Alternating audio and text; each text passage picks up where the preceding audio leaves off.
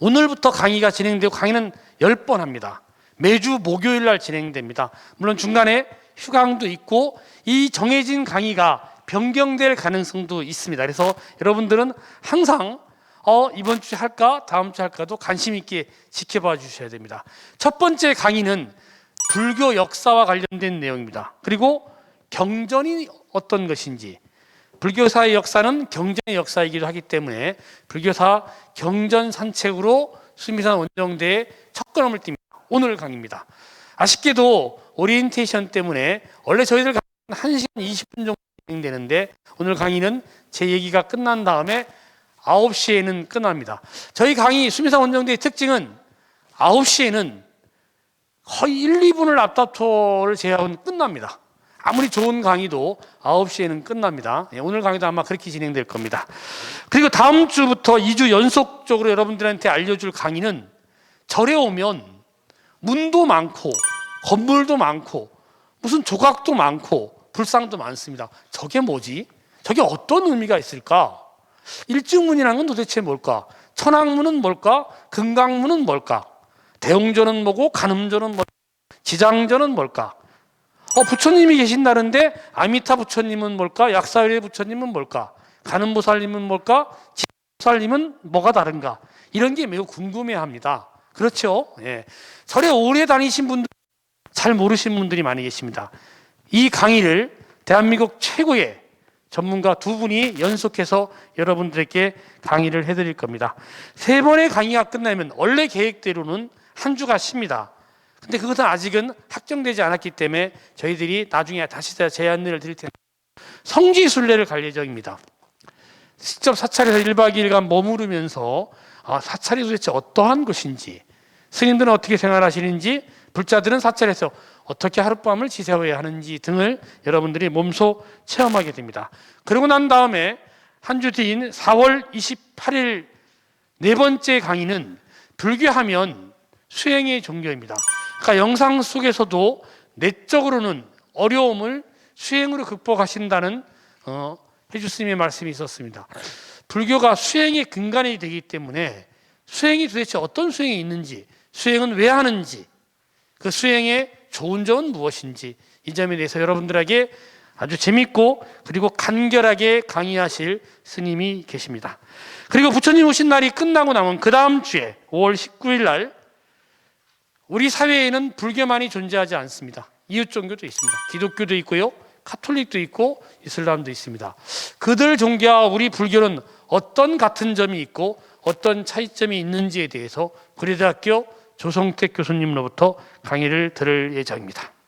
그리고 6번째와 7번째는 불교는 글자 그대로 부처님의 가르침입니다. 그럼 우리의 교조인 부처님이 도대체 어떤 분이신지, 부처님의 탄생은 어떤 의미가 있는지, 출가는 왜 하셨는지, 언제 하셨는지, 어떤 환경에서 하셨는지, 수행은 어떻게 하셨고 깨달음은 어떻게 얻으셨는지, 그 깨달음의 내용은 무엇이며 깨달음을 얻은 다음에 부처님은 어떻게 하셨는지, 그리고 열반은 무엇인지에 대해서 부처님 생애에 관련돼서 2번의 강의가 진행됩니다. 여러분, 불기라는 단어를 들어보셨을 겁니다.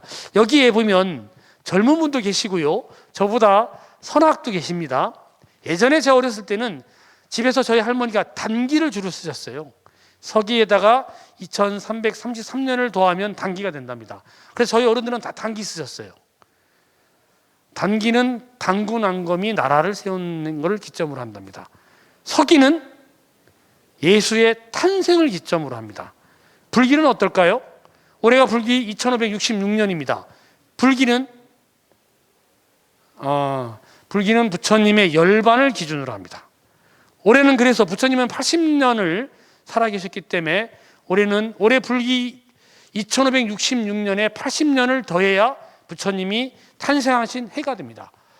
불교는 왜 부처님의 열반을 더 중요하게 여길까? 그래서 달력, 기준점을 부처님의 열반의 해를 잡을까? 이건 부처님 생애에 대한 이해가 있으면 여러분들이 가능해지십니다. 또한 2500년, 2600년 이상의 역사를 가진 불교는 여러 가지 형태로 이웃에 전파됐습니다. 특히 문학이라는 우리 일상생활에서 지극히 잘 접하는 언어로 나왔습니다. 불교와 문학이라는 강의를 8강에서 다루게 됩니다. 9강에서는 저희 일기, 수미상의 일기 도반이기도 하고 또 TV나 아니면 언론에서 자주 뵙는 분 중에 하나가 미스 코리아 출신의 동국대 교수인 금나나 교수가 계십니다. 그분이 직접 오셔서 사찰 문화 체험에 관련된 강의를 여러분께 함께 나눠주시고 또 도반이 되어주십니다. 마지막 강의는 기독교와 달리 불교가 가장 큰 차이는 과학의 종교라고 합니다. 아인슈타인도 불교에 대한 이해를 접하면서 불교와 과학이 다르지 않다라고 얘기했다고 합니다. 불교의 과학성이 어떤 것이 있는지 이 점에 대해서도 찬찬하게 여러분들과 교감을 나눌 예정입니다.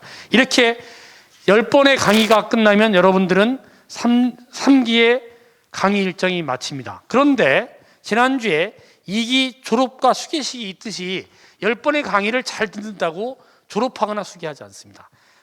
다음에 3가지 과제를 여러분들이 이수해야지만 여러분들은 수계와 졸업을 할 수 있습니다. 먼저 아까 말씀드린 성지순례를 다녀오셔야 됩니다. 한번 그 일정에 맞춰서 다녀오시는데, 만약에 여기 계신 분들은 직장인들이 많이 계십니다. 내가 그 주어진 일정에 못한다고 했을 때는 사무국에 반드시 연락을 주십시오. 그러면 그 해당 성지 일정에 도반과 함께 가진 못했지만 나름대로 다른 방편으로 여러분들이 이 과제를 이수할 방법들을 알려드리겠습니다. 성지순례 하셔야 됩니다. 두 번째는 한국 불교는 냉철하게 스스로 진솔하게 물어보면 지금 위기입니다. 정확히 표현하면 한국 불교만의 위기가 아니라 한국의 종교는 위기입니다. 왜냐? 우리 한국인에게 삶에 있어서 가장 중요한 문제에 대해서 종교가 답을 잘 못해주고 있습니다. 종교란 우리 삶을 행복하게 해주어야 되는데 한국의 종교들은 지금 이 국민들의 목소리에 대답을 못하고 있습니다. 그런데 못한다는 자성의 목소리도 들리지 않고 있습니다. 이걸 처음으로 말씀하신 분 중에 한 분이 우리 상월선언 해주 자차 승자 스님입니다. 우리 한국 불교는 지금 대단히 위기에 처해 있다. 침체되고 있다. 스스로 성찰하지 않으면 안 된다. 그것이 2019년 겨울에 당신이 몸소 영상에도 보셨듯이 남한산성 산자락에 비닐 천막을 짓고 석 달 동안 하루 한 끼 드시고 오단볼로 양치만 하시고 14시간 정진하면서 비닐하우스 밖을 나가지 않으시고 그 안은 불도 떼지 않았습니다. 무건으로 석 달을 정진했습니다. 이런 수행의 결과를 스님들께 전달해주고 불자들에게 전달해주자고 말씀을 하신 것이 상월결사입니다. 우리가 그걸 다 체험할 수는 없어도요, 저희들이 한 40시간 정도 체험 프로그램이 법문사에 있습니다. 오셔서 템플스테이를 하시면 되는데요, 일반 템플스테이와 다르게 텐트에서 주무시고요, 금요일날 들어오시면 일요일까지 밥 한 끼만 드립니다. 금요일 저녁에 해서 일요일 아침에 하는데, 저도 일기 때 해봤는데 그 전과 그 이후에 삶과 세상을 보는 태도가 조금 달라집니다. 물론 오래가지는 않지만 아주 기분 좋은 체험을 하게 됩니다. 여러분들이 상월 템플스테이 체험을 하셔야 됩니다. 그리고 이 두 가지보다 더 중요한 것은 수미산 원정대는 핵심으로 얘기하면 인연을 맺는 겁니다. 자성스님은 개종이란 말을 쓰지 말자고 제언을 합니다. 이 말은 매우 공격적이고 상대에 대해서 무례한 얘기일 수 있다. 그러나 인연을 새롭게 맺자, 이런 용어는 같이 쓰자는 겁니다. 부부의 인연도 어떻게 보면 새로운 인연으로 만들어진 거고요, 또 한 사람이 죽거나 다른 조건이 달라지면 그 인연도 깨지게 되듯이 인연은 계속 맺어질 수 있습니다. 부자지간의 인연도 있을 수 있고요, 친구지간의 인연도 있습니다. 종교 역시 뭐 개종을 했다 이런 용어보다는 새로운 인연을 맺었다. 없는 사람은 불교로, 또 이웃 종교인 분들도 불교로 이렇게 인연을 맺는 게 매우 중요하다. 그래서 여러분들은 3기가 졸업하시기 전에 새로운 인연을 맺게 해주셔야 됩니다. 새로운 인연이기 때문에 무교이거나 종교가 없거나 이웃 종교인 분들을 4기 입학생으로 모셔와야 됩니다. 불자를 모셔오면 안 되고요, 불자인데 냉철하게 자기가 봤더니 나는 사실은 무늬만 불자였지, 이런 분도 괜찮습니다. 그분들은 사실은 무교입니다. 근데 힘들다고 생각하지만 힘들지 않습니다. 우리나라 5,200만쯤 된다 그래요. 5,100만쯤 되죠. 홀짝 한 1,000만 정도 됩니다. 통계청 지수는 한 850만 정도 나왔는데 대충 한 1,000만 명 되니까 4천만 명이 여러분들이 인연을 맺을 수 있는 분들입니다. 많습니다. 살펴보시면 그분들께 석 달 동안 여러분이 느낀 감동과 희열, 새로운 인연을 전달해 주시면 됩니다. 어려운 듯하지만 사실은 쉬운 일입니다. 가장 소중한 분들을, 친구이든 가족이든 아니면 아들이든 딸이든 여러분들이 다음 사기의 사람으로 모셔오면 됩니다. 이게 여러분들이 수미산 원정대 3기에서 해야 될 일입니다. 몇 가지 공지사항만 말씀드리고 제가 다음 강의에 진행하겠습니다. 다음 주부터는 7시 20분에 시작합니다. 오늘은 오리엔테이션이기 때문에 7시에 모셨고요. 7시 20분까지 오시면 됩니다. 그리고 유튜브로도 사실은 시청이 가능한데요. 특별한 이유 있는 분들만 유튜브 시청이 가능한 겁니다. 그냥 뭐 이건 안 됩니다. 그리고 사전에 연락 주셔야 됩니다. 반드시 3국에 내가 오늘 어떤 연유로, 그것도 하루 이틀 전이 아니라 미리 정해진 약속은 저희들이 이해를 한다는 겁니다. 근데 한 3일 전 남겨놓고 다른 약속이 생기거나 이런 건 저희들이 인정을 하지 않습니다. 그래서 쭉 일정표를 본 다음에 내가 이때는 이런 이유로 못 가게 되는 걸 3국에 카톡이든 문자로 남겨주시면 그분들은 유튜브로 걸로 출석으로 대행하겠습니다. 그러기 위해서는 여러분들이 카톡방에 다들 가입을 해주셔야 됩니다. 인원이 많기 때문에 친구 모셔와서 직접 단톡방, 대형 단톡방 가입 절차를 밟아 주셔야 됩니다. 그리고 대부분은 지금 모바일 신청서, 입학 신청서를 제출해 주셨습니다. 근데 아직도 모바일 입학 신청서가 제출 안 되신 분들이 일부 있습니다. 제출해 주시고요. 거기에 입학금이 있는데 사실 여러분들 석 달 다니시면 그보다 더 많은 혜택들을 받게 됩니다. 오늘은 입학생 전체가 한 자리에 모여 있고 강의도 이렇게 진행되지만 조만간 몇 가지 기준점을 가지고 여기를 분반을 할 겁니다. 3반 내지 4반 정도로.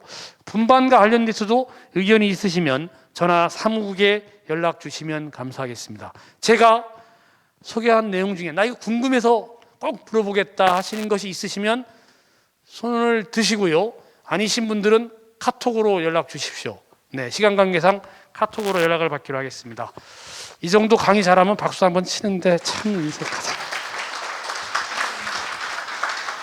자, 준비되셨습니까? 이제 55분 남았습니다. 제 소개가 끝나면 한 54분 정도 여러분들에게 불교사와 경전 산책을 강의해 주실 강사에 대한 소개와 함께 모시겠습니다.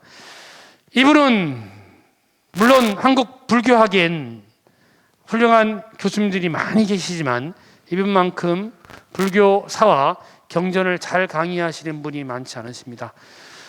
옥스퍼드 대학을 옥스퍼드 명문이시죠. 옥스퍼드 대학에서 박사학위를 마치셔서 영어도 잘하시고요. 물론 영국식 영어고 고향이 아마 부산인 것 같습니다. 부산 사투리 영국 영어를 너무나 잘하시기도 하시고요. 팔리어를 전공하셨습니다. 즉 범어를 전공하셨기 때문에 기본이 튼튼하신 분입니다. 경전이 어떤 것인지도 매우 잘 아시는 분이시고 현재 동국대학교 불교대학 학장이십니다. 황순일 학장님을 소개하겠습니다. 예, 반갑습니다. 동국대학교 불교대학 학장으로 있는 황순일입니다. 오늘 앞에 오리엔테이션 많이 해주셔가지고 제가 많이 이야기 안 해도 돼서 되게 다행이다 생각하지만 보통 제가 오늘 강의하는 게 보통 제가 한 학기에 한 3, 4주 정도 하는데 한 30분 만에 그냥 어떤 식으로 불교가 어떤 경전이라든지 불교의 다양한 요소들이 발전해 갔는가에 대해서 제가 간략하게 설명해 드리는 시간을 갖도록 하겠습니다. 우리가 뭐 일반적으로 이야기할 때 불교가 시작됐을 때는 부처님께서 보드가야에서 깨달음을 얻으셨을 때가 불교 시작이라고 하지만 근데 이제 불교는 부처님의 깨달음도 중요하지만 불교는 개인을 숭배하는 종교라기보다는 부처님께서 우리에게 남겨주신 길을 이제 우리가 따라가는 거기 때문에 부처님께서 우리에게 남겨주신 가르침이 중요하고 이 가르침은 보통 경전이라는 이름으로 우리한테 남아 있습니다. 그죠? 그래서 우리 불교 경전의 시작은 부처님이 깨달은 순간이 아니라 부처님께서 마지막으로 돌아가셨을 때 이제 그때가 불교 경전의 시작이 됩니다. 그래서 조금 두 개 사이에 조금 차이가 있다. 그래서 뭐 처음 보시는 분들은 그러면 인도의 북동쪽이 이제 불교가 시작된 곳이고요. 북동쪽에서도 겐지즈 강의 남쪽에 보시면 라지기르라고 있습니다. 저기 지금 가야라고 있는데 빨간 점 있는 데가 조금 더 내려가면 보드가야라고 이제 부처님께서 처음 깨달음을 얻으신 거고, 그래서 여기서 깨달음을 얻는 순간이 불교의 시작이라고 한다면 부처님께서 돌아가신 데는 이제 쿠시나가르라고요. 아까 그 지역에서 네팔로 가는 지역에 있지만 부처님께서 돌아가신 다음에 제자들이 그 지역에 모이게 되는데 그렇게 크고 이래 웅장한 지역은 아니었습니다. 그래서 뭐 제자들이 큰 도시까지 가서 돌아가시는 게 어떠냐 이랬더니 부처님께서 작은 곳이 훨씬 더 나에게 적합하다. 그래가지고 그냥 이제 쿠시나가르에서 이제 돌아가시고, 지금 여기 가시면 저기 우리 열반당이라 그러는데 1860년대에 이제 영국의 식민지 그 역사학자들이 가서 발굴했을 때 현장 스님이 봤다고 하는 640년경에 갔었던 그 부처님의 열반상이 이제 여기서 발견돼가지고 우리가 여기가 부처님이 돌아가신 곳이구나라고 이제 확정하고 있습니다. 그죠? 그래서 요 쿠시나가르에서 이제 부처님이 이렇게 돌아가셨는데, 근데 이제 종교의 지도자가 이제 돌아가셨는데 이 남아 있는 사람들 중에는 슬퍼가지고 울었던 사람들도 있을 테지만 아주 이제 내가 더 이상 누구 시키는 대로 안 해도 되니까 나는 자유다 이래 좋아했던 사람들도 있고요. 그다음 이제 걱정하는 사람도 있습니다. 이 부처님이 가버렸으니까 남아 있는 우리들은 이제 앞으로 어떻게 해야 되느냐. 그래서 이제 세 가지 방향으로 부처님이 돌아가신 다음에 이제 불교가 조금씩 발전하게 되는데, 돌아가신 부처님을 어떻게 하든지 우리와 함께 있는 거로 만들어야 되겠다 하는 쪽에서는 돌아가신 부처님의 신체의 일부, 보통 우리가 사리라 합니다. 사리를 수습해서 이거를 불탑으로 모시는 게 좋겠다는 사람들이 생기고, 그 다음에 또 일부의 사람들은 스님들이 너무 규칙 없이 방만해지면 안 되니까 부처님이 말씀하신 모든 규칙들을 모아가지고 우리가 이걸 조직화하자. 이걸 보통 저희들이 율장이라 합니다. 그래서 스님들과 스님들의 관계, 스님들과 제가자들의 관계를 확립하는 율장을 만들어야 된다. 이제 이런 분들이 있고, 그다음 부처님의 규칙도 중요하지만 부처님의 가르침이 훨씬 더 중요하니까 부처님의 가르침을 우리가 모아야 된다.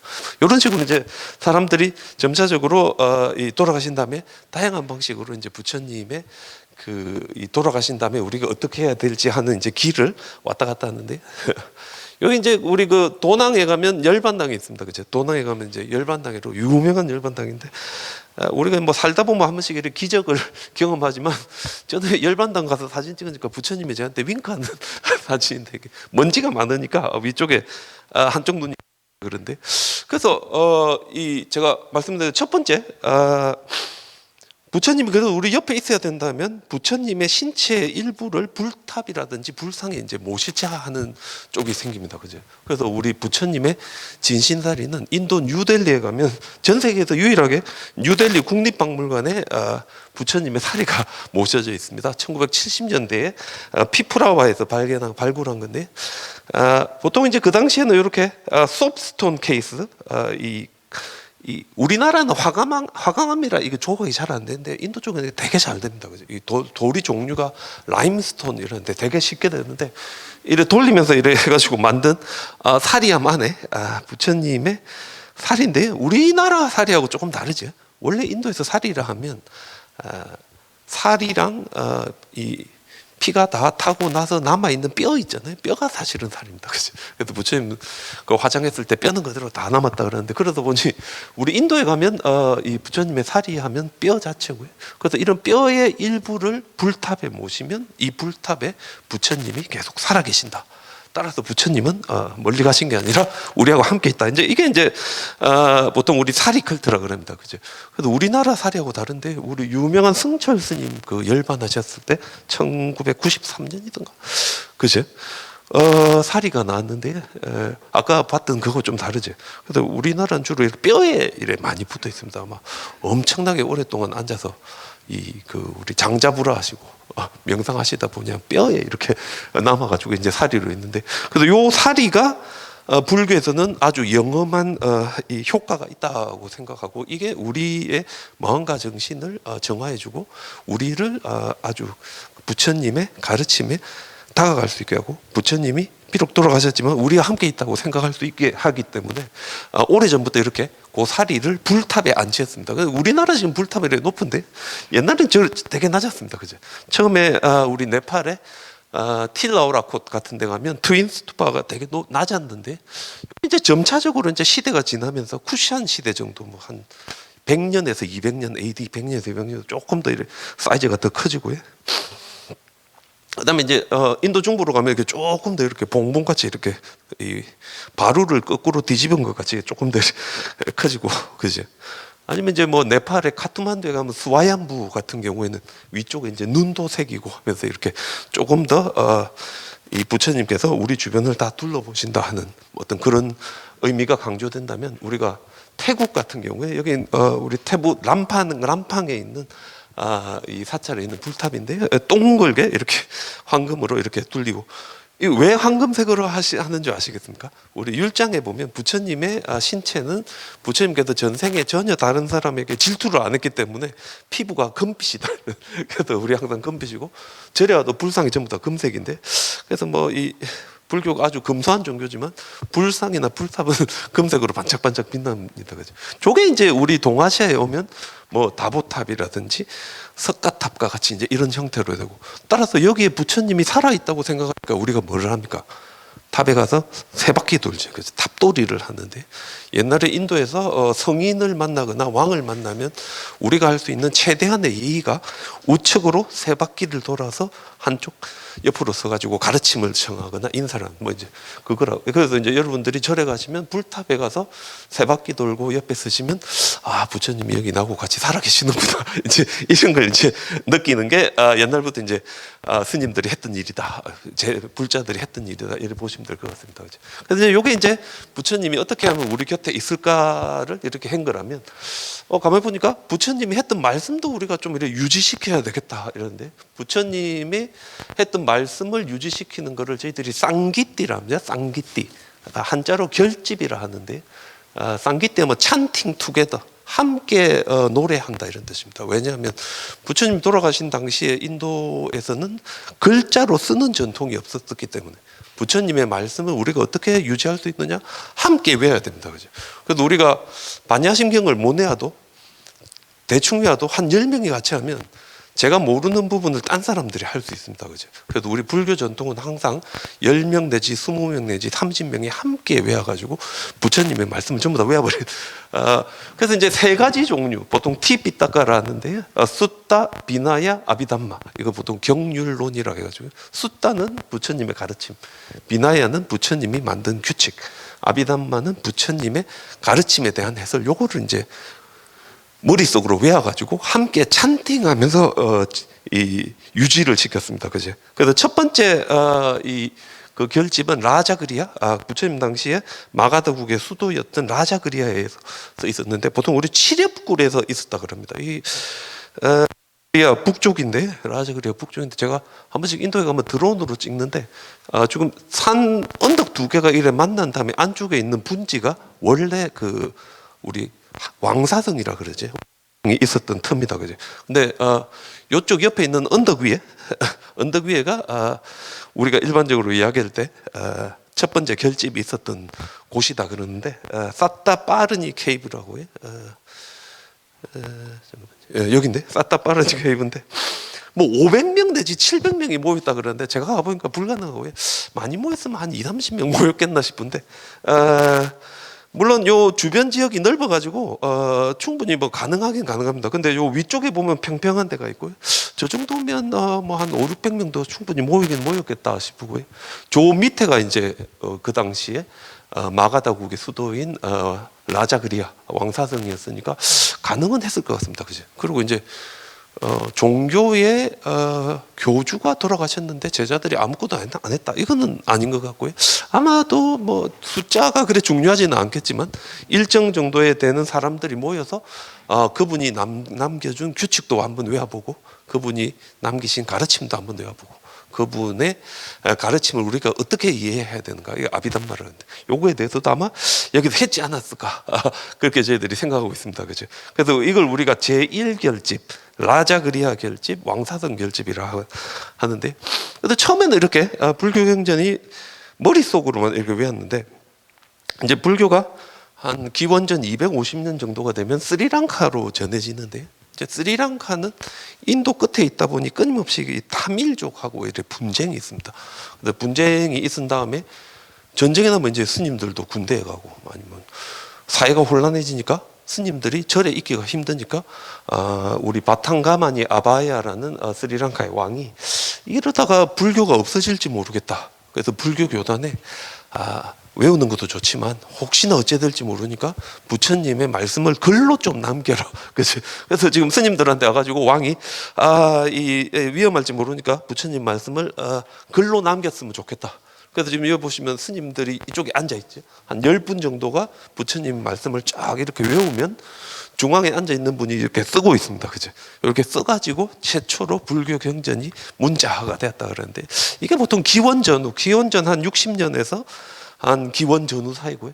그래서 우리 여기 태국 방콕에 있는 와푸라고 왕궁 바로 옆에 있는 절인데, 보통 불교 경전은 몬두비라는 건물 안에 있습니다. 이 몬두비라는 건물 안에 있는데, 안에 들어가시면 캐비넷 안에 이렇게 충분히 다 들어갑니다. 그래서 구전 전통이기 때문에 우리 8만 대장경 같이 숫자는 안 많습니다. 그죠? 주로 함께 외우는 거라. 몬둡 중에 제가 가본 데 중에 제일 좋은 거는 태국 남쪽에 페차부르에 가면 야이 수완나람이라고 있는데, 이게 이제 폐엽경이라 해가 우리 바나나 잎을 바싹 말린 데다가 만듭니다. 그러다 보면 찌들이 이거 다 먹어버리니까 이 찌들을 피하려면 건물을 저렇게 호수 한가운데 만들고 다 갖다 이어놓으면 안전하겠죠, 그죠? 다양한 형태의 이 경전을 보존하는 건물들이 우리 치앙마이 같은 데 가면 우리 메인 본당 옆에 아주 높게 이렇게 또 만들어가 올려서 불교 경전들을 올리기도 합니다, 그죠? 폐엽경 만드는 거는요, 라오스에 가시면 아직 남아있는데, 비블리오테크 나시오날드, 그러니까 이게 프랑스 식민지였죠, 그죠? 프랑스 때 만든 국립 도서관입니다, 그죠? 라오스 비엔티엔에 가면 아직 이 스크라이버 전통이 남아 있어가지고, 제가 한번 해봐라 하니까 아주 뾰족한 철피를 가지고 바싹 말린 바나나 잎을 준비한 다음에, 요 위쪽에 있는 게 자기가 카피하고 싶은 오리지널한 경전이죠. 밑에다가 깨끗한 거를 대고 안 보이는 상태에서 그냥 씁니다. 이렇게, 그죠? 안 보이는 상태에서 그냥 쓴 다음에 이 잉크 같은 걸 위에 문질러 가지고 깨끗하게 닦아내면 요게 이제 경전이 만들어지죠. 이런 식으로 이제 우리 남인도에서 스리랑카에서 부처님의 말씀, 부처님의 기록, 부처님의 말씀에 대한 해설들을 유지시켜 가지고 쭉 이렇게 내려오게 됩니다. 물론 이게 끝까지 간 건 아니고 1500년 정도 되면 다 사라져 버리는데, 이런 식으로 남방불교에서 경전을 만들었다, 문자화해서 만들었다, 이렇게 볼 수 있습니다. 그죠? 그다음에 불교가 이제 조금 더 이렇게 발전하니까, 부처님 돌아가시고 한 100년 정도 지나니까 불교가 이제 좀 경제적인 파워가 커지는 겁니다. 예를 들어가 우리 경주에 가면 경주의 경기가 활성화되려면 불국사에 사람이 많아야 된다, 뭐 이런데 비슷한 현상이 벌어져 가지고 부처님 돌아가시고 한 100년 지나니까 도시 지역 스님들은 되게 잘 살고 시골 지역 스님들은 그렇게 풍요롭지 못한 뭐 그런 상황에서 도시 스님들과 시골 스님들 사이에 분쟁이 생겨가지고, 근데 도시 스님들은 바이샬리라는 그 당시에 아주 번창하는 도시에서 신도들에게 금은을 받았다 그럽니다. 금은을, 그지? 금은을 받아가 n분의 1로 이렇게 쫙 나눴는데, 왜냐면 도시는 이제 금 있으면 필요한 걸 사서 쓸 수 있으니까, 그지? 근데 이게 이제 소유를 허용하는 거다 해가지고 큰 다툼이 일어나서 불교 교단이 두 개로 갈라지는데, 이 금은을 받았던 분들이 불교 교단에서 축출되어 나가버립니다. 그죠? 그래서 요거를 우리가 제2결집이라고 그럽니다. 바이샬리 결집, 뭐, 이렇게 이야기하는데, 뭐, 이유가 쫙 있는데, 제가 오늘 말씀드리기 그렇고, 제일 밑에 보면, 홀딩 골드 앤 실버, 금과 은을 스님들이 받았다. 따라서 이건 비법이기 때문에 이분들은 축출한다. 그래서 제가 남방에 가면요, 스님들이 절대 자기들이 돈은 안 쓸랍니다. 그죠?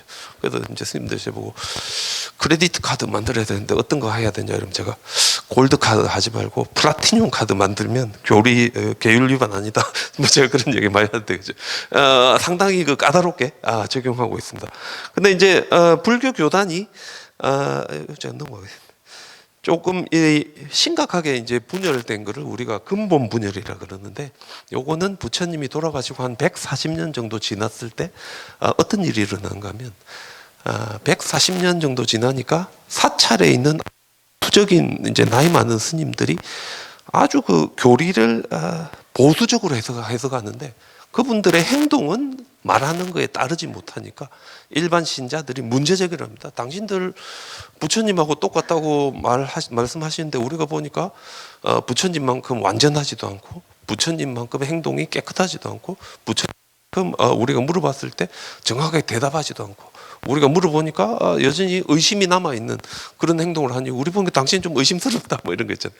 그래가지고 보수적인 스님들과 이 아주 그 좀 리버럴한 일반 대중들이 두 개로 갈라져가지고 불교 교단이 두 개로 나눠지는데, 그거를 우리가 여기 보시면 스타비라라 해놨습니다. 스타비라 상자부 해놨는데, 스타비라 하면 시팅 하이, 그러니까 요 높은 단 위에 있잖아요. 단 위에 앉는 거를 스타비라라 합니다. 그죠? 우리 그 영화 해리포터 이런 거 보면 덤블도어나 이런 선생님들은 어디 앉습니까? 높은 데 앉지.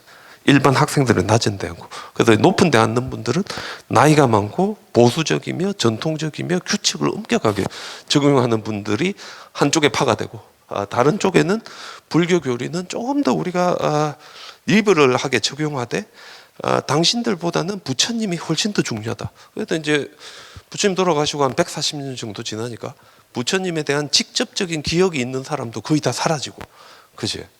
직접적으로 부처님 본 사람들의 이야기를 들은 사람도 거의 다 사라지니까 보통 그 시기가 이제 어떤 종교의 교주가 신격화되는 시기입니다.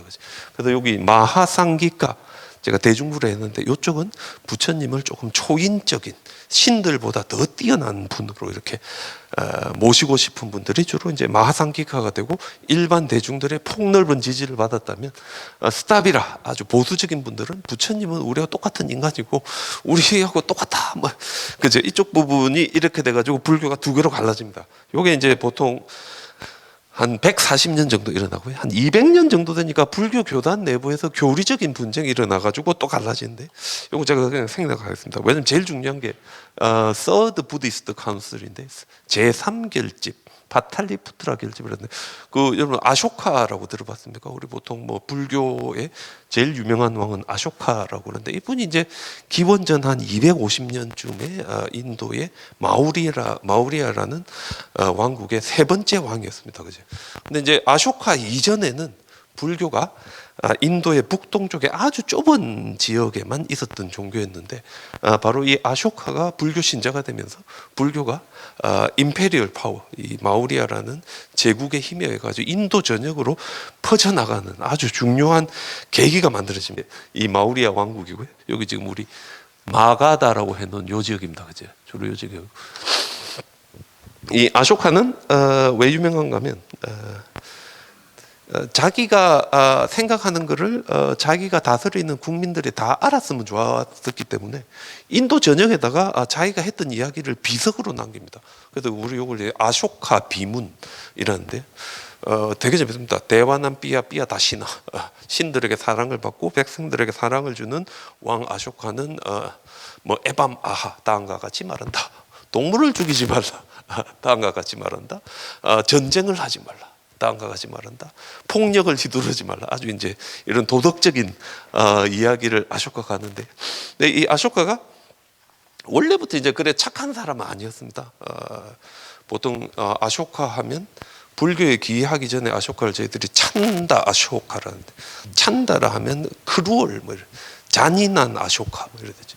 자기에게 반기를 드는 사람들은 가차없이 다 죽이고, 뭐 우리 칼링가라는 곳에 가가지고 30만 이상의 사람들 다 죽이고 전쟁에서 이기고 하는 뭐 그런 분이었는데, 전쟁이 끝난 다음에 전쟁은 사랑하는 사람을 영원히 헤어지게 하고, 전쟁은 모든 사람들에게 고난일 뿐이며 전쟁은 이긴다 하더라도 나에게 아무런 이익이 없는 것이다. 요즘 제가 이 우크라이나 전쟁 난 거 보면서 뭐 어린이들 죽고 뭐 하는 그 가족들이 헤어지고 하는 이야기 보면 제가 가슴이 아픈데 아마도 그런 이 감정에 이 아쇼카가 휩싸이지 않았나, 이 전쟁이 끝난 다음에.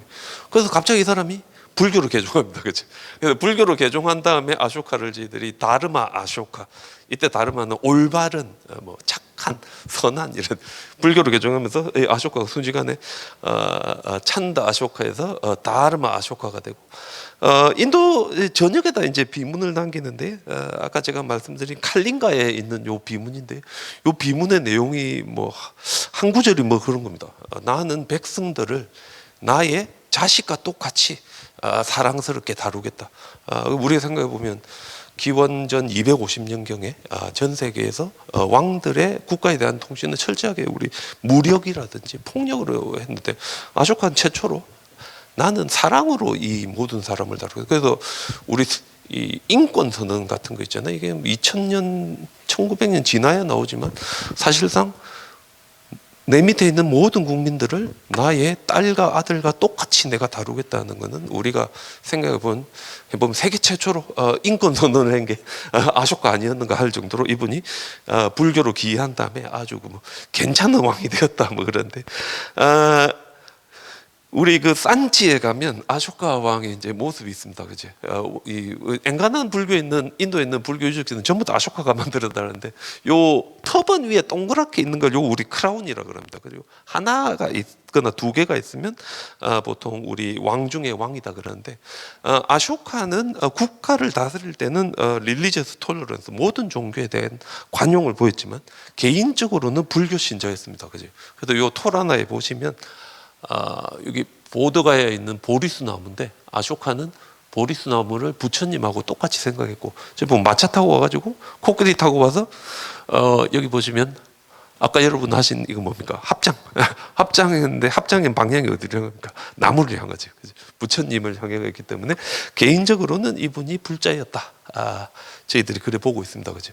근데 문제가 생기는 게, 아쇼카라는 그 당시 인도에서 가장 큰 왕국의 왕이 불자다 보니 국가에서 지원해주는 종교가 불교 쪽으로 쏠리다 보니 어쩌겠습니까? 다른 종교는 되게 약해지겠지, 그죠? 물론 이제 그래 됐는지 안 됐는지 모르겠지만 다른 종교는 약해지고 불교만 이렇게 되게 세지니까 이 보시면 이제 뭐 보통 우리 힌두교를 요래 표현하는데 시와링가라 해가지고 뭐 조금 이제 그 당시 상황하고는 다르지만 이제 다른 종교인데, 지금 어떻습니까? 텅텅 비었잖아, 그렇지? 그러니까 이제 스님들, 그 종교 지도자들 살기가 어려우니까 어떻게 하는가 하면, 이 보시면 자기가 머리 깎고 불교 승복을 입어버리고 불교 교단으로 들어가면 이제 살 수 있으니까, 그지? 이런 식으로 이 외도들이 불교에 많이 들어왔다 그럽니다. 이제 불교에 이제 이런 분들이 들어오니까 정식으로 수계를 받고 스님이 된 분들과 아닌 분들이 자꾸 싸워가지고 아쇼카 왕 시대 때 승가의 다툼이 끝이 없이 일어나는. 그래서 이제 아쇼카가 자기 신하를 보내가지고 이걸 좀 해결하라 했더니, 지금 여기 어쩌고 있습니까? 스님들 싸움 말리는 거 참 어렵지. 열받으니까 자기가 막 스님들을 죽여버린다. 그래서 아쇼카가 안 되겠다. 아쇼카는 자기는 개인적으로는 불교를 진흥하고 불교를 보호하는 왕이 되고자 했는데, 결과적으로는 불교를 억압한 왕이 되어버렸으니까 이걸 내가 해결해야 되겠다. 어쩌면 되겠느냐 하니까 인도에서 가장 뛰어난 스님을 모시면 된다 해가지고, 지금 아쇼카 왕이 스님 앞에 있는데, 이분 이름이 이제 목갈리푸타 띠샤라는 그 당시에 가장 유명한 스님이었습니다. 그래서 이분한테 일주일간 공부를 한 다음에 목갈리푸타 띠샤를 모시고 스님들이 싸우는 아쇼카 라마, 그 당시 바타리푸트라의 개인 가장 큰 절에 가가지고 이렇게 커튼을 치고 질문을 해가지고 너는 이쪽, 너는 이쪽 이렇게 보냈다 그럽니다. 우리 전설에 의하면 6만 명 정확하게 딱 갈라. 그죠? 그래서 6만 명은 아쇼카와 목갈리푸타 띠샤의 가르침을 따르는 사람이고, 나머지 6만 명 그렇지 않겠지, 그죠? 그래서 한 다음에 그렇지 않은 사람들에게 어쨌습니까? 흰 옷을 입혀가지고 국외 추방을 시켰다. 국외 추방. 내가 있는 영역에 니들은 있지 마라. 니들 다 필요 없어 나가라 했는데, 요거는 우리 그 아쇼카 왕의 비문에 남아 있습니다. 인도 중부의 산치에 가면 불탑 앞에 아쇼카 석주가 있고, 석주에 여기 보시면 브라미 스크립트로 적혀 있는데, 쌍가베다, 교단을 분열시키는 사람은 흰 옷을 입고 교단을 떠나라라고 아쇼카가 이야기하는 게 정확하게 남아 있습니다. 그죠? 그래서 아쇼카가 이렇게 불교 교단을 분열시키는 사람들을 쫓아내 가지고 사실상 불교 교단을 정화를 하고, 정화된 다음에 불교 교단, 자기를 따르는 사람들을 중심으로 불교를 재편했다 하는데, 이게 내가 쓰지나?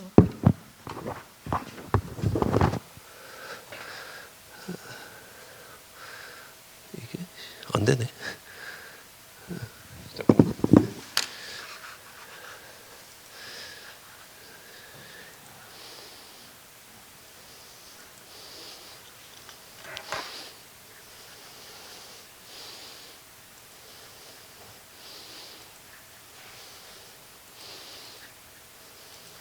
이 아쇼카 왕 시기에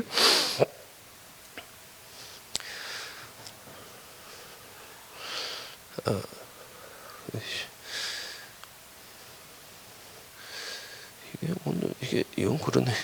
인도가 이래 있으면 아쇼카가 있을 때는 이렇게 인도의 북동쪽이었는데, 자기와 목갈리 붓다 띠샤 스님의 가르침을 따르는 사람들은 여기에 남을 수 있도록 해주고, 나머지 사람들은 국외 추방을 합니다. 그죠? 그래서 국외 추방을 당한 사람들이 이 겐지즈강 중하류 지역에서 쫓겨나가지고 인도 중북부로 올라갑니다.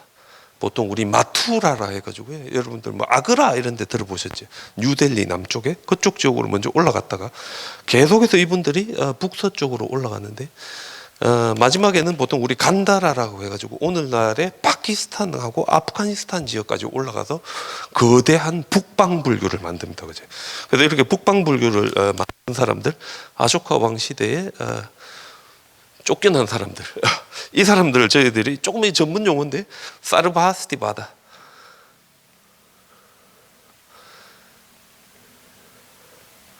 사르바스티바다 하면 와다 하면 주장하다 이래 되고요. 아스티는 존재한다. 사르바 하면 모든 것들, 모든 것이 존재한다고 주장하는 사람들, 뭐 삼세 시루스를 주장하는 사람들, 우리 한자로 설일체 유불어. 그래서 이 사람들이 북서쪽으로 가고, 남아 있는 사람들은 주로 마가다 지역에서 이렇게 이리로 안 오지지.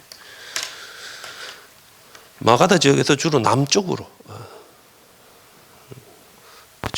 중부 지역이나 남쪽 지역으로 가고, 그중 일부가 운 좋게 어디까지 오는가 하면 스리랑카까지 오게 됩니다. 그죠?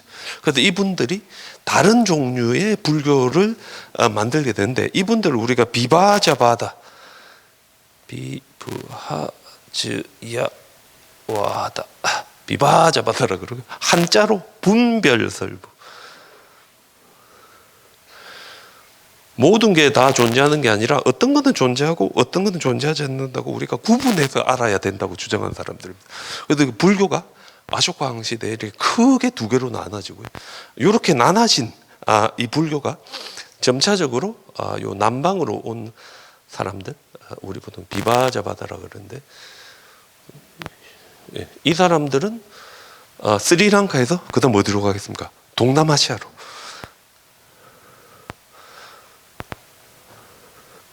그래서 여러분들이 태국이라든지 미얀마라든지 캄보디아라든지 라오스에 가서 보시는 불교, 보통 우리가 남방불교라 그러지. 주로 이런 불교가 이렇게 아쇼카 왕 시대에 머물렀다가 스리랑카까지 와서 살아남은 사람들이 이렇게 퍼져나간, 요거 우리가 그래서 동남아시아 불교 또 남방불교. 그죠? 북쪽으로 가는 사람들, 저희가 간다라 지역까지 갑니다. 그죠? 근데 이제 간다라 지역에 이분들이 가니까, 그 당시에 간다라 지역에 어떤 사람들이 오냐고, 쿠샨이라고, 쿠샨이 이제 이 간다라에 오는데, 쿠시안은 원래 월지족이라고 해. 이 중국하고 흉노 사이에 있는 사람들이었는데 양쪽에 샌드위치가 됩니다. 그죠? 만리장성이 만들어지고. 그러니까 이 사람들이 중앙아시아를 넘어서 인도까지 온 거지. 그래서 이제 쿠시안이 불교화되니까 쿠시안의 무역로를 따라서 불교가 어디로 가겠습니까? 중국으로. 이 불교가 중국으로 가면서 사실상 이게 오늘날의 동아시아 불교의 이 원형이 된다. 물론 이제 불교의 형태는 많이 바뀝니다. 이제 설일체 유부는 교리를 중심으로 하는 불교였지만 설일체 유부가 인도에 있을 때는 인도 사람들을 상대하니까 기존에 하는 방식대로 하면 되는데 인도 북서쪽에 이 간다라 지역까지 올라오니까 그게 안 됩니다. 안 된다. 간다라 지역 가지고 오면 그게 안 되는데, 왜냐하면 간다라는 인도로 들어오는 사람들, 인도에서 나가는 사람들이 전부 다 지나가는 곳이기 때문에 국제적인 도시입니다. 그죠? 그리고 간다라의 지배자들은 주로 스키타이족, 쿠시안, 페르시안, 그리스, 로마 유민들 이러다 보니 이 사람들을 상태로 불교를 가르치려다 보니 불교가 뭔가 그들에게 도움이 되는 쪽으로 변해야 되겠죠. 그래서 불교가 최초로 간다라 지역에 가면 불상을 받아들이고, 불교가 개인적인 수행의 종교에서 조금 더 일반적인 종교로 바뀌면서 우리가 보통 이거 대승불교라고 그럽니다. 나 혼자만의 깨달음, 주변에 있는 모든 사람의 깨달음을 함께 이렇게 해서 우리가 함께 깨달음의 길로 가자. 대승불교가 이제 여기서 발전되고, 그렇게 발전된 불교가 이 어디입니까? 중앙아시아를 넘어가지고 이 동아시아까지 와가지고 오늘날의 한국, 일본, 중국의 동아시아 불교가 됩니다. 그래서 우리가 크게 아쇼카 왕 시대에 불교가 이렇게 거대하게 두 개로 갈라졌다. 제가 좀 많이 생략해 버렸는데 라는 거 우리 알 수 있습니다. 그죠? 그 다음에 이제 바로 그 시기에 북방불교까지 했고,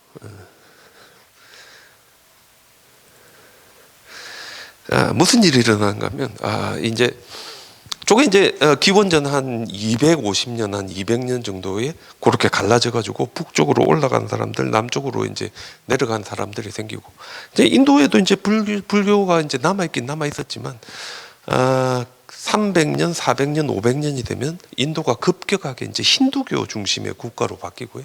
굽타 왕조라고 이제 이 브라만들 중심의 이제 국가가 생기기 시작하면서 불교가 이 좁은 지역에서 살아남지를 못합니다. 좁은 이 도시에서 살아남지를 못하니까 스님들이 한 군데로 이렇게 모이기 시작합니다. 그죠?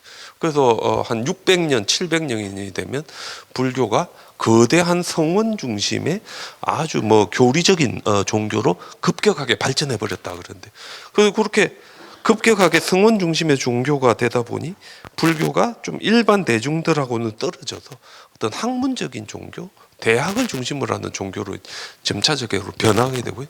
이게 이제 한 700년 정도가 되면 우리 현장 스님도 여기 왔다가 날란다라고 해요. 우리 유명한 불교 대학입니다. 그죠? 근데 영국 사람들이 처음에 인도 갔을 때는 흔적도 안 남아 있었는데 지금 보시면 이거 어떻습니까? 그냥 언덕이지. 그냥 언덕인데 기록에 보니까 여기가 불교 사원 있었던 곳인 것 같아 가지고 1910년 정도 돼가 파보니까 언덕 중간에서 불교 유적지가 막 나오기 시작. 그지? 한 10년에서 한 15년 정도 파보니까 안쪽에 기둥 4개가 나오고 중앙에 거대한 불당에서 지금 현재 가면 이렇게 되어 있습니다. 그죠? 근데 이게 원래 모습은 아니고요. 우리가 추측해 보면 이렇게 중앙에 불탑이 있는 이런 건데, 이런 곳으로 불교가 모이게 됩니다. 그래서 이제 불교가 이렇게 모이니까 스님들도 자기들이 가지고 있는 경전들 전부 다 한 대 다 모으면서 이제 새로운 불교 전통이 만들어지는데, 그 우리가 물라 사르바스티바다, 근본 설일체 유부라 그러고요. 근데 이분들이 1000년에서 1200년 정도가 되니까 인도에 누구 옵니까? 이슬람들이 오죠. 왔을 때 이분들이 네팔로 올라갔다가 제일 마지막에 어디까지 올라가겠다면 티벳까지 올라가 가지고 이분들이 티벳 불교가 됩니다. 그래서 지금 현재 남아 있는 세 가지 불교 전통 중에 제가 남방 불교 아쇼카 왕 시대에 이 아쇼카 왕이 총애하는 어떤 이런 부파가 되어서 인도 중부와 남쪽으로 퍼지다가 스리랑카로 와서 최종적으로 한 9세기 10세기에 동남아시아에 가서 오늘날의 남방 불교가 되었고, 이분들은 빨리어라는 언어를 중심으로 자신들의 경전을 유지했고요. 그 다음에 설일체 유부 쫓겨난 사람들이 인도 중북부로 갔다가 오늘날의 파키스탄과 아프가니스탄 지역에서 정착을 했고, 그 지역에서 불교가 바뀝니다. 그지? 조금 더 대중적이고 조금 더 일반적인 종교로 바뀌고, 이제 이분들은 이제 산스크리트어로 경전을 만들었지만 그 경전은 거의 안 남아 있고요. 이게 한 400년에서 600년 사이에 실크로드를 넘어가지고 중국으로 와서 번역이 되죠. 그래서 지금 뭐로 남아 있습니까? 한문으로 번역된 경전으로, 그 북방불교, 대승불교가 한문 경전으로 이제 남아 있고, 그 다음에 이 제가 방금 말씀드린 물라 사르바스티바다, 이 성원의 거대한 불교가 이슬람이 왔을 때 인도를 떠나가지고 티벳까지 왔을 때 이분들은 아마 처음에는 이제 산스크리트어로 된 경전을 가지고 있었겠지만 점차적으로 티벳어로 번역해가지고 이제 티벳 대장경이라고 합니다. 그죠? 티벳 대장경이라는 형태로 불교 경전이 이제 티벳에서 유지가 되고, 그래서 요 세 개가 이제 지금 현재 저희들이 일반적으로 얘기할 때 남방 불교, 동아시아 불교, 중앙아시아 불교, 아니면 뭐 티벳 불교, 이렇게 이제 세 개의 거대한 불교 교단이 있다, 뭐 이래 이야기합니다. 그죠? 그래서 뭐 시간이 없을 때 제가 이거 쫙 제껴버리고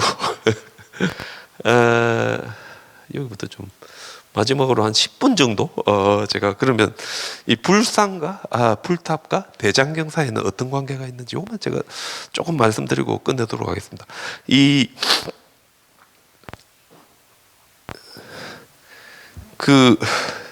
부처님이 돌아가신 다음에 부처님의 말씀도 중요하다고 생각하는 사람들이 있지만, 부처님이 돌아가신 부처님의 신체의 일부가 우리와 함께 있다면 부처님은 함께 계시는 거다라고 이제 믿는 사람들이 있는데, 그러다 보니 우리가 태국 같은 데 가면요, 여기 아유타야인데 조 안에 있는 저 불상이 되게 유명한데, 왓 파난청에 있는 불상인데 조 안에도 이제 태국 사람들은 부처님의 진신사리가 있다고 믿죠. 그러다 보니 저 불상에는 부처님이 살아있겠습니까? 안 살아있겠습니까? 살아계십니다. 그죠? 그래서 우리가 할 수 있는 최고 큰 공양은 여기다가 이렇게 부처님에게 옷을 올리는 거 있잖아요. 옷을 이렇게 올리는 겁니다. 그죠? 그래서 우리가 남방에 가시면요, 불상마다 이렇게 옷을 많이 이렇게 올려놨습니다. 살아있다고 생각하기 때문에. 근데 불상에만 이렇게 옷이 있는 게 아니라 불탑에도, 그죠? 저 보면 노랗게 이렇게 옷을, 왜냐면 불탑도 부처님의 신체 자체이기 때문에 안에 부처님의 돌아가신 부처님의 일부가 있기 때문에, 그죠? 이게 다 그래 믿는데, 무슨 문제가 생기는가 하면, 인도에서 부처님이 돌아가신 지 얼마 안 됐을 때는 부처님의 사리를 구하기가 쉬웠는데, 태국이라든지 중국이라든지 한국까지 오니까 어떻습니까? 이게 사리가 없는 거지. 그래서 이게 부처님이 살아계신 거로 우리가 계속 모시고 싶은데 사리가 없으니까 점차적으로 뭐로 대치되는가 하면, 여기 이제 프라프타팟이라고 부처님의 발자국이 있으면 이 발자국이 부처님이 왔다 갔다 하는 증거니까 이게 부처님이 살아서 우리하고 함께 있는 것이다. 그래서 이제 푸타팟 이런 걸 가지고 부처님이 살아계신다는 걸 이야기하는 사람들이 생기기 시작하고, 그 다음에 이제 이 불탑 안에다가 부처님의 사리를 못 넣으니까 부처님의 자그마한 불상이라든지 부처님의 가르침을 새겨가 이제 잡아엮기 시작합니다. 그죠? 잡아엮기 시작한. 인도에서는 처음에는 종이가 없었으니까 이 어떤 물건이 내 거라는 걸 이야기할 때 보통 CD라고 해가 우리 인장을 꽉 찍습니다. 그죠? 그래서 여기 보시면 우리 이게 인더스 문명에 있는 건데, 이 안쪽으로 음각되어 있는 소지에 글자가 있는데, 이걸 어쩌겠습니까? 이거를 진흙에다 퍽 찍으면 이렇게 양각대가 이렇게 나오고 있어요. 그러니까 이런 걸 우리가 뭐 봉헌판이라 그러고 이제 실이라 그러는데, 종이가 없을 때 이걸 했는데, 점차적으로 인도 북부라든지 동남아시아 쪽으로 가면 그 당시에 이제 종이가 제대로 보급 안 됐을 때니까 진흙에다가 이렇게 불상을 만들어가 찍어가지고 이거를 어디다 엮겠습니까? 불탑 안에 엮으면 부처님이 이제 살아계신 거다. 뭐 이렇게 받아들여지면서 부처님을 진흙에다 찍어가지고 불탑에 넣어서 불탑에 생명을 부여하는 어떤 이런 일들이 막 생기기 시작하는데, 그 처음에는 이렇게 불상만 하다가 점차적으로 요 밑에 보시면 이 불교를 대표할 수 있는 이제 다란이라든지 불교를 대표할 수 있는 개성들을 잡아입기 시작합니다. 그죠? 47분인데. 그래서 제일 유명한 개성이 요 뒤에 찍혀 있는 건데,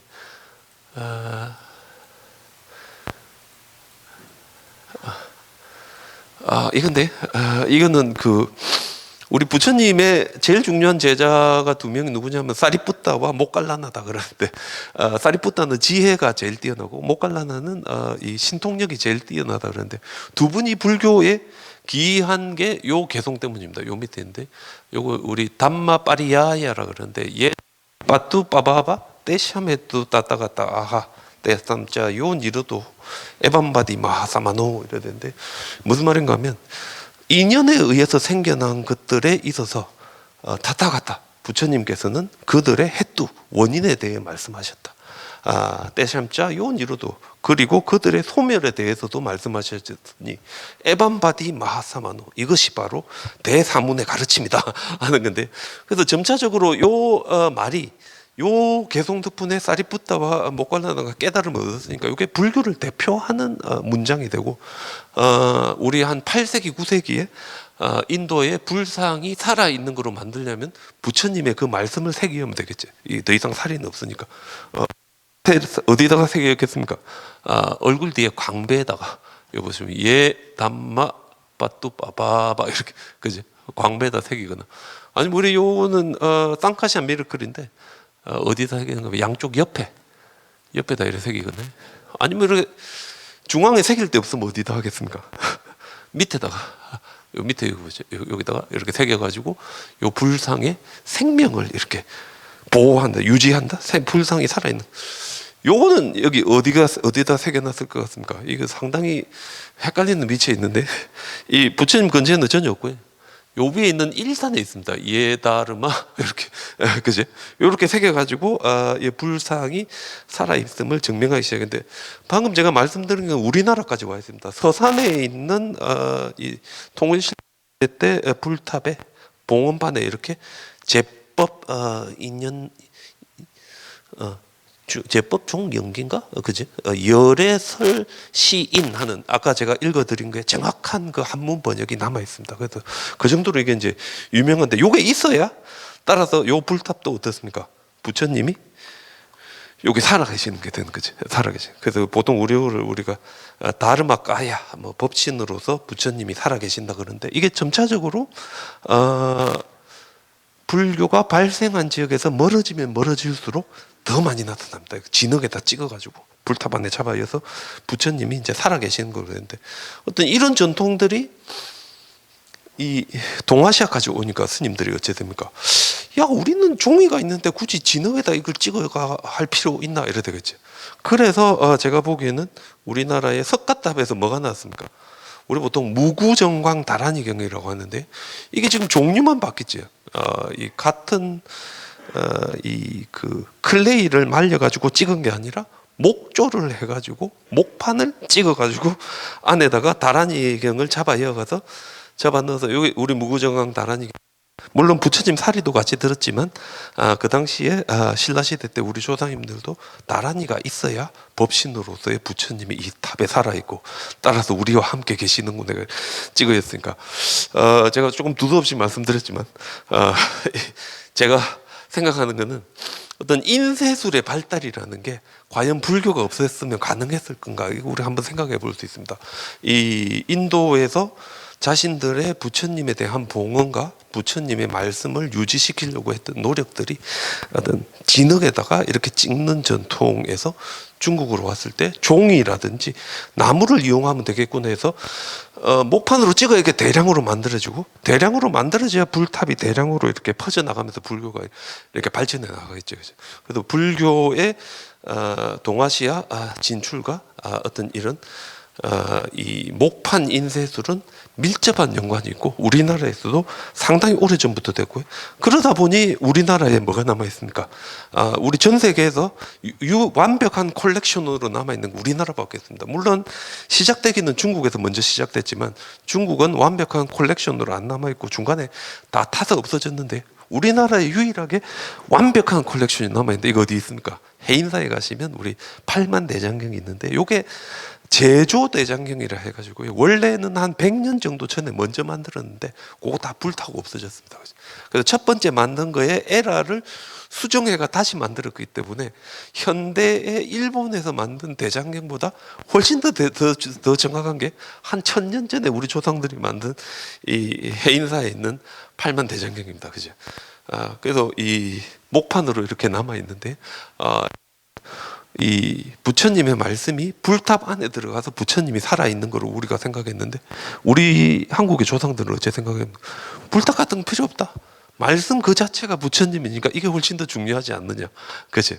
그래서 이 해인사가 뭐가 됩니까? 8만 대장경과 함께 법보사찰, 부처님의 말씀으로서의 가장 중요한 의미를 가지는 사찰이 되고 요게 이제 우리나라에 남아있으니까 어떤 한국 불교를 대표하는 불교 유적이라고 할 수 있고 바로 이 목판이 남아 있음으로 해가지고 어떤 이 우리 동아시아에서 한국 불교의 위상이라든지 우리 조상들이 부처님의 말씀을 유지하기 위해서 얼마나 노력했는가 그것도 우리가 알 수 있고 요게 있음으로 해가지고 불교가 우리 이 한국과 우리 조상들과 함께 했었다는 거 우리가 알 수 있고요. 재밌는 거는 해인사에 불이 한 6번 났다 그럽니다. 그죠? 근데 요 목판 있는 여기까지는 불이 한 번도 안 왔습니다. 우리 대웅전이 4번 탔다 그러는데 우리 장경각은 한 번도 불이 안 왔다니까 상당한 건데 이게 동국대에 있는 제 연구실인데 제가 한 15년 전에 안에 들어가 가지고 우리 반야신경이지 반야신경 제가 이렇게 해가지고 목판에 밀어가지고 있는 게 제 보물 1호입니다. 그죠? 그래서 여러분들이 이제 순비산 원정대 들어오셨는데 우리 일기는 갔다 왔습니다. 우리 해인사에 갔다 왔는데 여러분들이 이제 3기니까 올해는 걸르고요. 내년에 제가 기회가 생기면 꼭 한번 가실 수 있는 분들을 모시고 제가 합천해인까지 가가지고 장경각 안에까지 가서 직접 한번 이 부처님 살아있는 부처님을 느낄 수 있는 기회를 가질 수 있도록 노력하겠습니다. 오늘 제가 강의 여기까지 하겠습니다. 네, 수고하셨습니다.